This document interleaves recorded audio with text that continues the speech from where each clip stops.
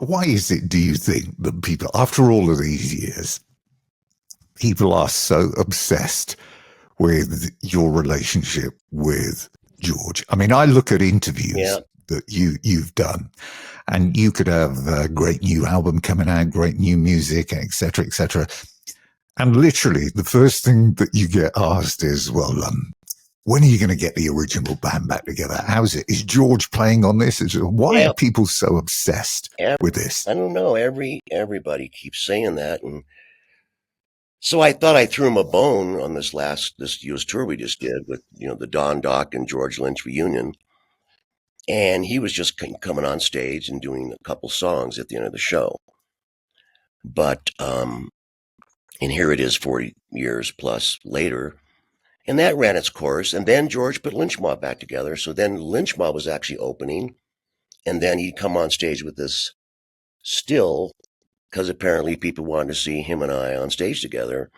But I didn't like it. I didn't want to do it. I did it, but I'm not glad we did. I put the kibosh on that now. John's been in the band over 20 years. George was in the band 8 years. And George has changed, He, I think he's searching, I don't know. I saw that he did 6. He texted me, and it's ironic that I live in New Mexico now, and so does George. He lives in New Mexico, so he's about an hour away. And I said, if you're driving to the airport, because there's no airports where he lives, I said, you should come by and come to the villa and see it. And he said, yeah, someday I will. I'll stop by, because I live right outside of Santa Fe. And, but being on tour with him, even, with Lynch Mob opening and playing a couple songs with us, I don't feel any magic at all. He just comes on and plays, I think, in my opinion is, I don't talk to George much on the road, really. He just shows up, and John leaves the stage and he comes on, and I don't even see him until he walks on stage.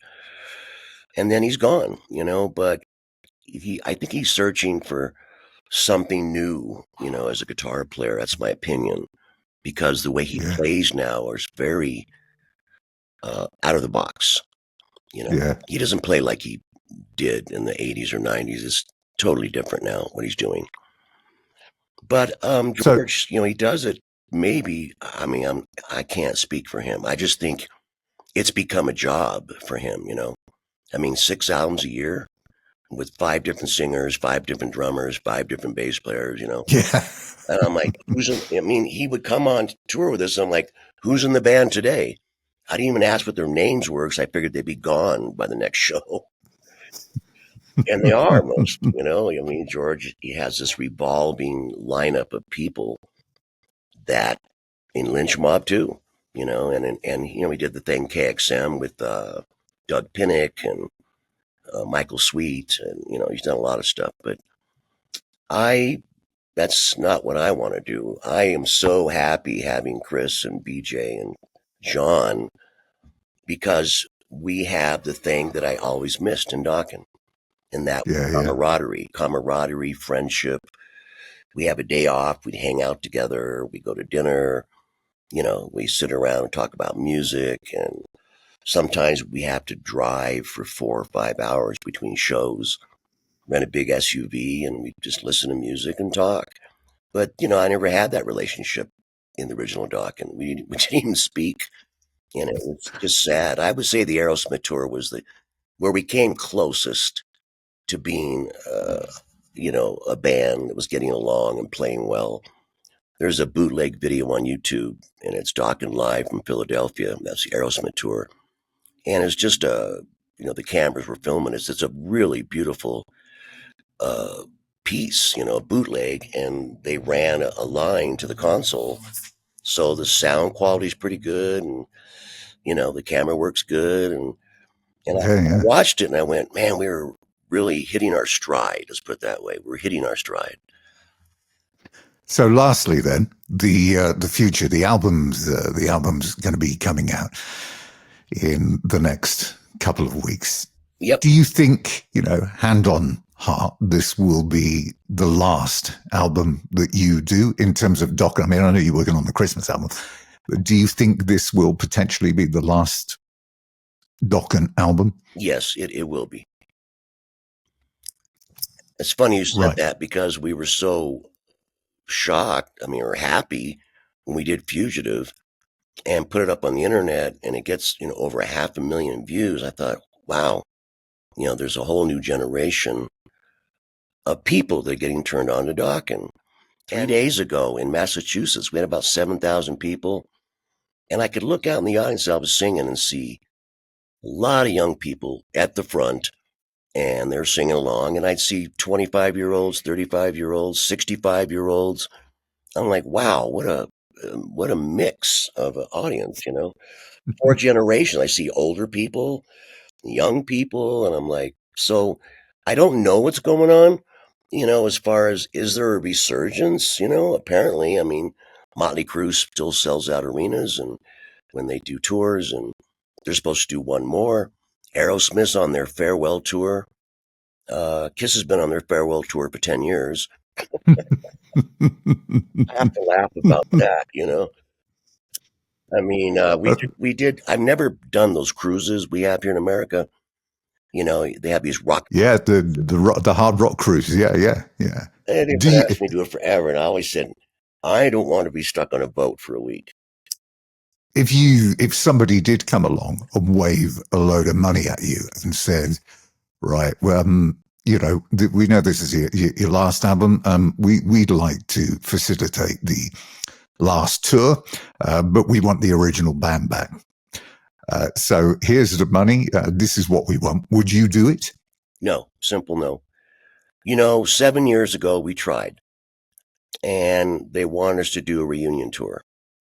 And I talked to my band members that are current, and I said, we have this offer to go back to Japan where we're really big, So they wanted to do Japan and a full-blown reunion U.S. tour. And I said to the guys when we met, well, we'll go to Japan, we'll do 5 shows, and we'll see how it goes. And then we'll talk about a reunion tour. And that tour did not go well. We sold out every night, but it didn't go well. And of all the people, I was the worst. I was singing terrible. I just didn't have any energy. I didn't feel it, that magic. And we just did it. And afterwards I said, no reunion tour. We don't have it anymore. That ship has sailed, Pilson's been in the Foreigner for over 20 years. Yeah. And plus Mick, was the big shocker to me because Mick kind of stayed with Dokken off and on through my entire career. So Mick was the longest running guy as a drummer.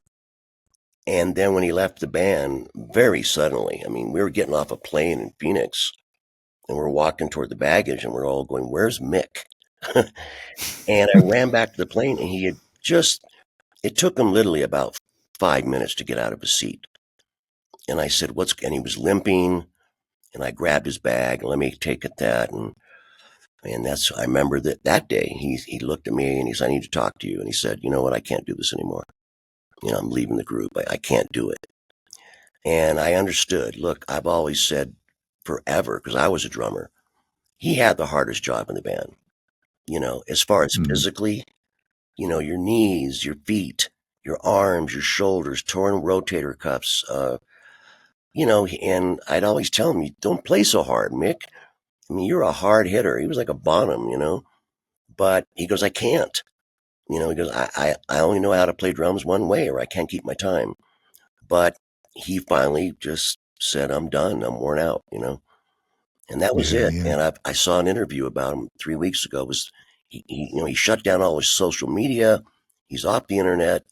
And he finally did an interview for something called, I can't remember, it was some magazine for The Beat or something. But he said flat out, I don't want to ever pick up drumsticks again. He has no desire. And he said, I like my life. I made my money. We sold our catalog to Warner Brothers. So we made millions of dollars on that. And Mick goes, I'm done. I just want to ride my Harley, live my life, and I'm happy in Phoenix, Arizona. And he said repeatedly, I don't want to see a drum set.